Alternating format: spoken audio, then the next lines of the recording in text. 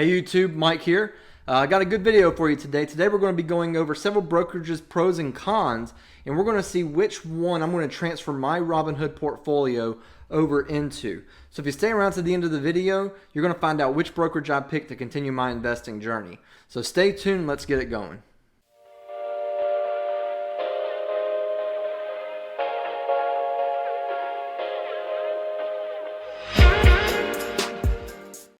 Welcome back everyone, and as always, don't forget to go ahead and click those links down in the description. That's going to get you access to Webull, M1 Finance, and Coinbase. And of course, Coinbase is going to get you involved in any Bitcoin or crypto that you may be interested in. And also don't forget to click that like and subscribe button down below.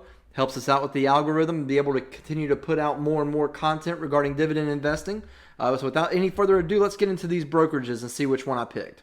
Now, if you watched any of my previous videos, you'll know right now I'm not very happy with Robinhood as a brokerage. When the whole GME GameStop thing went down, they really withheld the way I wanted to spend my money, and I just don't believe that's the way a brokerage should work. If it's my money, I believe I have the right to spend it or to do whatever I want with it. So with that happening, I've been looking at transferring all of my dividend portfolio stocks into a new brokerage. So that's what we're going to be going over today. And what I'm looking for in these brokerages are 4 key things. So what I need out of a brokerage is as follows going forward.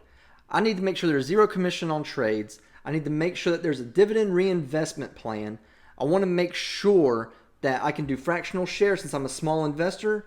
And I want to make sure that we have dependability and customer service. That way I'm able to spend my money the way that I see fit. So I took a look at 3 of what I consider probably the top brokerages that are out there right now that I found good reviews for. We're going to be taking a look at TD Ameritrade, ETrade, and Fidelity. We're going to go do some pros and cons against those criteria that I'm looking for, and we're going to pick the brokerage that I think is the best for me. So first up is TD Ameritrade, and of course, all these brokerages now have gone to a zero commission based scheme, kind of following Robinhood's lead. Of course, they're going to have the dividend reinvestment plan, but where they're really lacking is their fractional shares. They do not allow fractional shares outside of their DRIP plan. Also, in the dependability and customer care section, they're one of the brokerages that stopped trading GameStop. So I would be in the exact same conundrum that I was with Robinhood if I were to pick TD Ameritrade. And I'm not really sure that's something that I want to get involved with. Up next is going to be ETrade. Again, looking through ETrade, same old thing. Zero commission based for their trades. They have a dividend reinvestment plan that allows fractional shares that way, but they also do not allow just the purchase of fractional shares, which again, I kind of need that as a small investor. I'm only investing $55 a week. And of course, they're also one of these brokerages that stopped the trade of GameStop. So am I going to run into that going forward? I don't know. Now, last but not least is Fidelity. Just like all the other brokerages, zero commissions on their trade. They're going to have a dividend reinvestment plan that allows those fractional in reinvestments. They also allow fractional shares, which is a huge plus for me. I really like to be able to buy, 0.3 of a share if that's all the money I have. And from everything that I've read, their dependability and customer service is top notch. This may be the only brokerage that did not limit any buying of the GameStop stock last week. So I think that if I put my money with this stock, it might actually be beneficial to me because it checks every one of my criteria where the others did not. And of course, along with these 3, I've looked at other brokerages. As you can tell, I still have my M1 Finance and I still have Webull. I believe that these are going to be platforms that I kind of dabble with. I put small amounts in and I gamble. I might do some options trading on Webull. Obviously with Coinbase, that's more of a cryptocurrency. M1 Finance I like because it's automated. I don't have to think about it. It's not a trading platform. It's an investing platform. You set it up and it just kind of automatically does its thing. So I'm not as upset that they suspended trading on the GameStop stocks last week. So I'm still going to keep those 2 app brokers for small trading.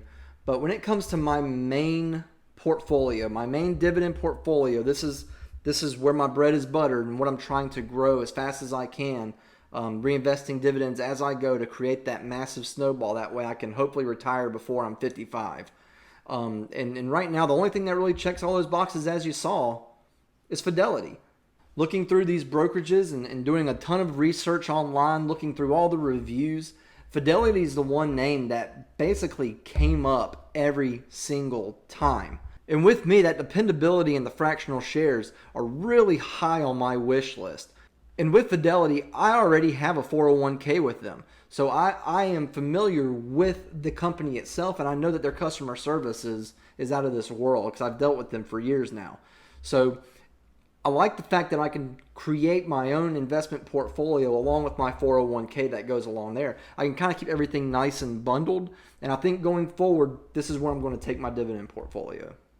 And of course, I'd be remiss if I didn't talk about the one huge glaring negative that everyone seems to bring up when speaking about Fidelity as a brokerage. Their user interface is fugly. This thing looks like it was created back in 1994. There's no pizzazz, there's nothing sleek about it, and it's just not sexy. And check out the flash shirt. I know what sexy is. This is not sexy. But regardless of the 1990s interface, I will be transferring all of my stocks into Fidelity coming up shortly. There's a little bit of a lag time that goes with it, and I have to sign up for the options portion. I do have a few options open on Robinhood that won't transfer over unless I get this agreed upon with Fidelity and sign all the acknowledgments. So we're going to be working on that transfer over the next week or so.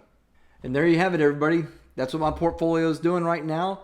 We're going to be coming back with hopefully an update on any stocks that I bought over the last month.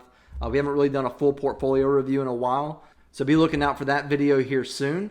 As always, thank you for joining me. I appreciate all the support we've been getting. Go ahead and don't forget to click that like and subscribe button so we can keep growing the community. Again, have a great weekend, blessed day, and I'll see you soon.